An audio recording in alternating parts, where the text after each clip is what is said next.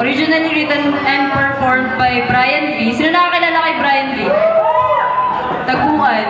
So sana mabigyan ko ito ng mustisya. Minsan, nagkita tayo sa dating tagpuan. Sa ilalim ng karagatan ng mga bituin. Dam ng damo sa ating likuran. Itong mga ulap, sumasayaw sa hangin. Ang pulso ng mga damdamin. Mga kwentong gustong kumawala sa mga pusong matagal na nilang gustong lisanin. Nung gabing yun, walang kibo ang mga kuliklik. Tumigil sa pagkumpas ng mga sanga, pinatahimik ko ang buong kalawakan para makinig sa'yo at noon. Nakilala kita. Nawento mo sa akin ang sekreto ng iyong nakaraan, sinagot mga paano, kailan, ng mga sino, saan, ng pinakamasaya at pinakamalulungkot mong karanasan. Hindi ko makakalimutan ang gabing yon. Nang pinatong mo ang iyong daliri sa mga labi mong nagkukulay ubi na sa lamig at nang nagsimulang bumukas sa iyong bibig ay nagmistulang ang tablado, ang iniiga ang sahig, nagsimula kang umawit. Pinakinggan ko ang tugtog.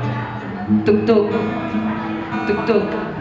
Ang tibok ng puso mo sa ilalim ng iyong mga salitang binabaybay ang bawat tono ng kantang pamilyar na sinulat dating dalawa. Pinakinggan ko ang bawat salita, ang bawat paghinga, ang bawat pagtaas at pagbaba. Pinakinggan kita sa iyong bawat pagbulong at pagsigaw. Sinabayan ka ng ingay ng mundo, pero pinakinggan ko ikaw dahil alam ko, nung gabing yun, ang kailangan mo ay hindi mga regalo, hindi mga pangako, hindi mo kailangan ng mga paboring mapagpalalo, hindi mo kailangan ng mga rosas na galing sa bibig ko, mga salitang nakakakilig. Alam ko, ang kailangan mo ay mga tengang makikinig, kaya't nakinig ako sa'yo.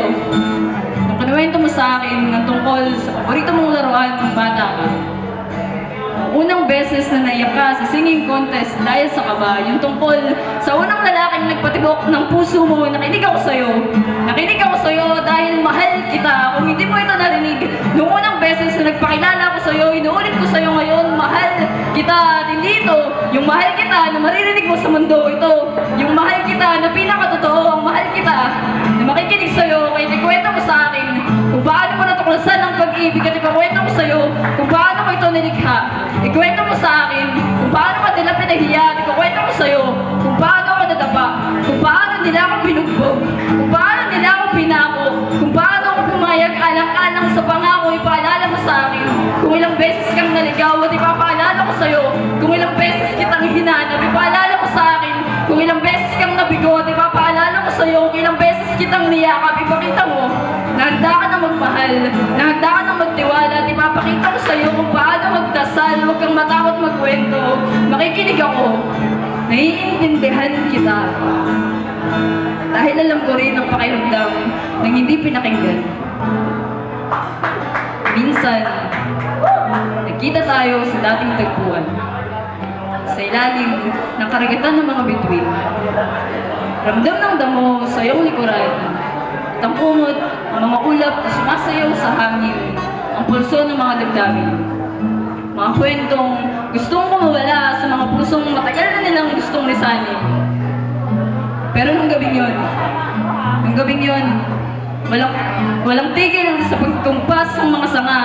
Nag-iingay ang buong kalawakan para sa'yo at noon, niyakap kita. Pero hindi na ako naramdaman ng manhid mong katawan. Sinabi ko sa'yo kung mahal kita, pero hindi mo ako pinakinggan. Ang pinakinggan mo ay ang mundo na nagsasabing handa ka nang magmahal, kung handa ka nang masaktan, pero lagi mo sanang tatandaan na hindi lahat ng sugatan ay tama ang ipinaglaban.